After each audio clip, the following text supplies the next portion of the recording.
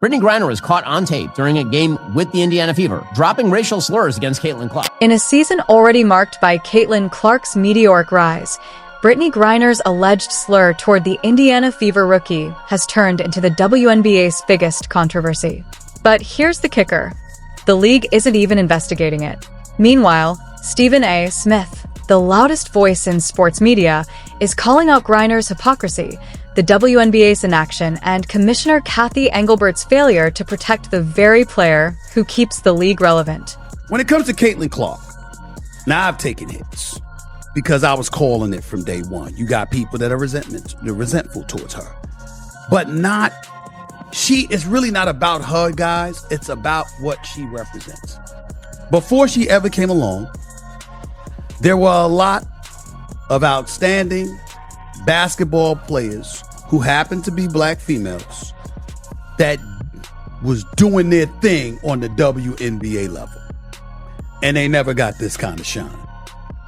This girl, the Golden Goose, comes along and The Brittany Griner incident has ignited a heated debate over double standards, league leadership, and how the WNBA treats its most marketable star.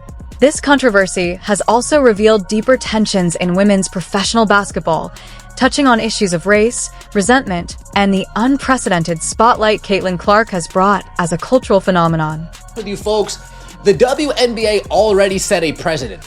It doesn't matter what Brittany Griner said.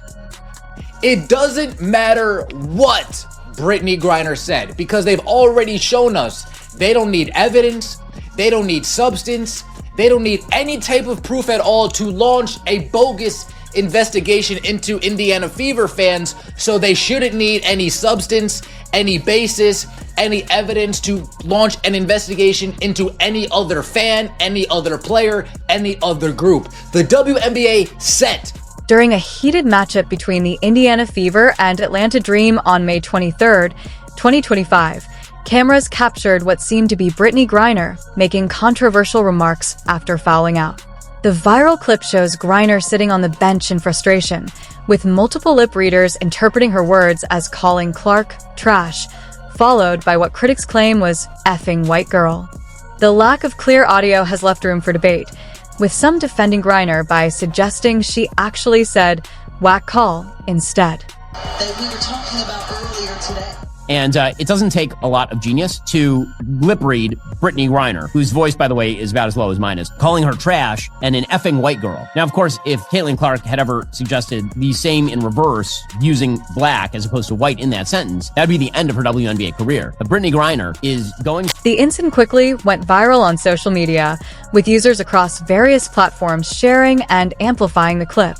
Some posts even reference Griner's 2022 prisoner exchange involving arms dealer Victor Bout, fueling debates about potential double standards in the WNBA. The controversy escalated as the clip reached millions within days, drawing intense scrutiny from fans, commentators, and political figures alike. Clearly, she's not remembering who they let out to get her back. The Merchant of Death. The Merchant of Death. An arms dealer that wanted to kill American citizens, according to the reports.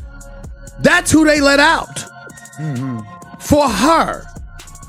You would think that you would be smiling, you would be ecstatic, you would be happy, and something like this wouldn't faze you at all. The fact that it does is disturbing. If you're enjoying this, please subscribe. What made this incident especially inflammatory was the larger context of Caitlin Clark's rookie season and how she has been treated by opponents and fellow players. Throughout her first year in the WNBA, Clark faced what many described as unusually physical play and apparent targeting by veteran players. The allegations against Griner seemed to mark a shift from physical intimidation to verbal attacks with possible racial undertones. ESPN commentator Stephen A. Smith delivered one of the harshest critiques of Griner, focusing on her alleged attitude and perceived lack of gratitude after her high-profile return from Russian detention. On a podcast appearance, Smith voiced his frustration over what he saw as Griner complaining about increased fan attendance and crowd noise at WNBA games.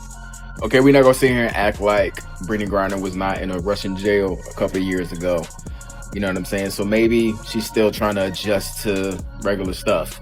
But for you to be confused why fans are showing up to a basketball game and not to do their taxes or their homework,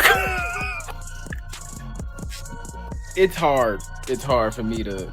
Respectfully, Brittany Griner was in a Russian prison, Smith noted during his critique. You would think that someone who is now free and back on American soil would have little to complain about. Smith was referencing Griner's 2022 detention in Russia on drug charges and her eventual release through a prisoner exchange involving Victor Bout, the arms dealer known as the Merchant of Death. His criticism went beyond the alleged Clark incident, addressing what he saw as a wider attitude problem in the WNBA regarding the attention and success Caitlin Clark has brought. Smith argued that instead of embracing the increased visibility, revenue, and fan engagement generated by Clark, some players seemed to resent her success. The ESPN host specifically highlighted what he perceived as ingratitude from someone who had been rescued by the U.S. government and welcomed back into professional basketball. Brittany Griner was in a Russian prison. You would think that somebody who is now free, back in America on home soil, would not have too much to complain about. Especially something like this. Fans in every sport. She described the fans. Yeah. It doesn't matter what sport you are. It doesn't matter what sport you pick. That's how fans act in every arena. The sports commentator's response struck a chord with many fans, who saw the WNBA's handling of the situation as a clear example of double standards. Smith's critique carried extra weight due to his usually measured approach to controversial topics and his history of supporting women's basketball. Perhaps the most damaging part of this controversy for the league has been its apparent unwillingness to address the allegations directly. Despite the viral clip and widespread calls for an investigation, the WNBA has remained largely silent. This silence is especially striking when compared to the league's quick response to other alleged incidents of racism or inappropriate behavior.